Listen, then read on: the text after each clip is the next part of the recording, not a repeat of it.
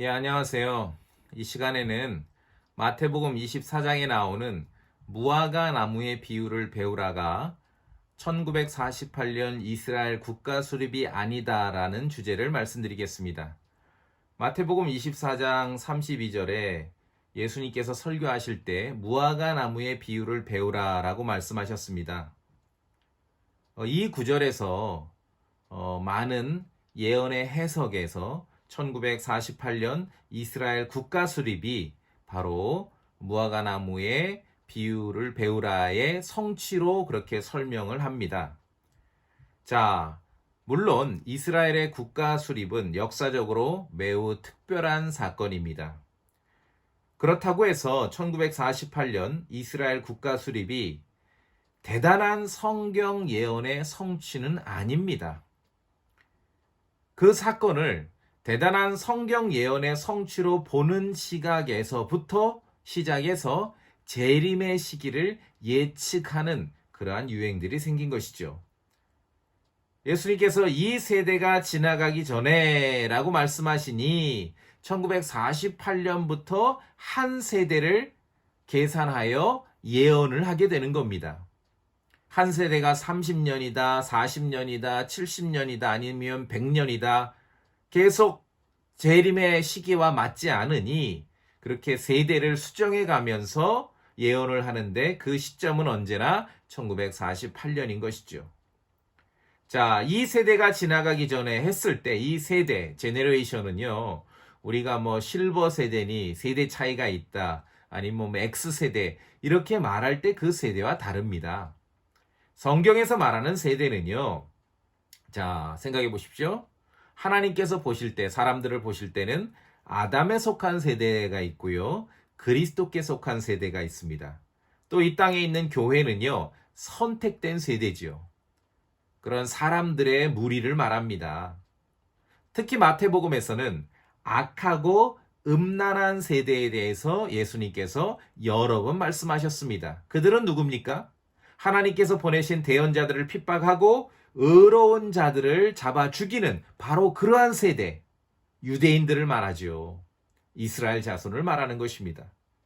물론 유대인들은 성경에 예언된 대로 민족적으로 회개해서 주님께 돌아올 것입니다. 온 이스라엘이 구원받게 될 것입니다.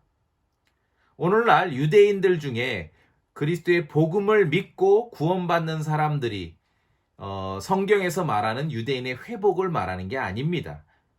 유대인의 회복은 민족적으로 이루어질 것입니다.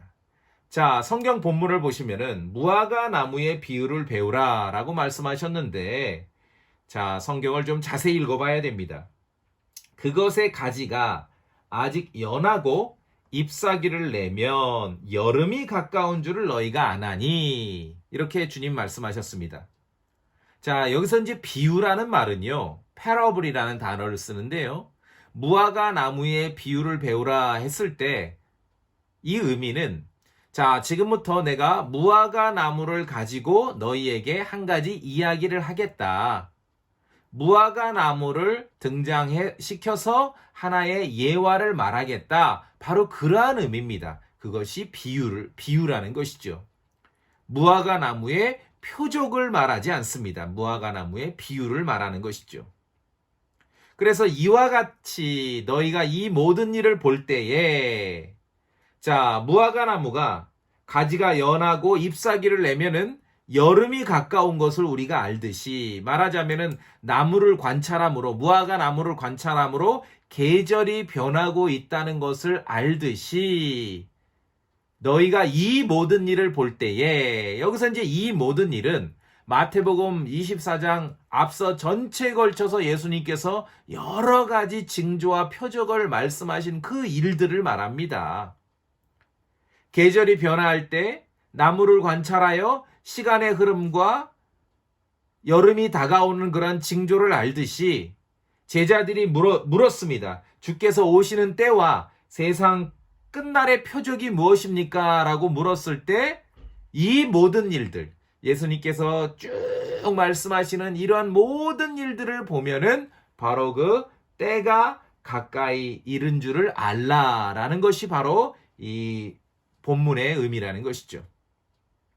자, 아울러서 무화과 나무의 비유를 배우라라는 구절을 읽으실 때 꼭 함께 읽어야 될 구절이 누가복음 21장 29절에 있습니다. 자, 거기에는 이렇게 되어 있습니다. 한 비유를 말씀하시되 무화과 나무와 모든 나무를 보라라고 말씀하고 있습니다. 마태복음에서는 무화과 나무만 말씀하셨는데 누가복음 21장에서는 무화과 나무와 모든 나무를 보라라고 말씀하신 것이에요. 이 문맥이 그러합니다. 계절이 변할 때 나무들을 통해서 그 시간의 흐름을 알 수 있듯이 주님의 재림에도 반드시 그 징조가 먼저 있을 것이라는 것이 바로 본문의 의미인 것이죠. 그래서 마태복음 24장 32절에 무화과 나무의 비유를 배우라는 1948년 이스라엘 국가 수립과는 아무런 상관이 없습니다.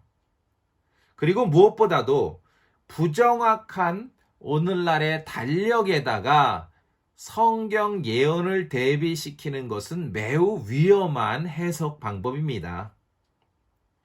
1948년 이스라엘 국가 수립을 대단한 성경 예언의 성취로 보는 시각에서부터 대부분 사실은 시한부 종말론이 발생하게 되는 것이죠.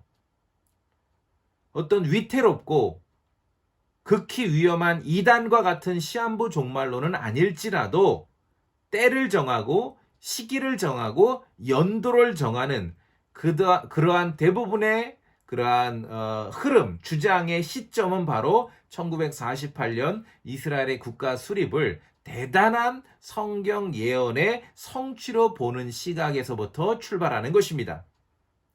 자, 마태복음 24장 32절 본문은 무화과 나무의 비유는 1948년 이스라엘 국가 수립과 상관이 없습니다. 성경 문맥이 그러합니다. 비유라는 말은 그 무화과 나무를 등장시켜 이제부터 내가 예화를 하나 말하겠다. 이제부터 스토리를 하나 이야기하겠다라는 그러한 의미라는 것이죠. 성경을 자세하게 그리고 성경에 나와 있는 단어가 우리가 흔히 쓰고 있는 그 단어의 의미와 일치하는지 이런 것들은 언제나 늘 곰곰이 살펴봐야 할 것입니다. 예, 감사합니다.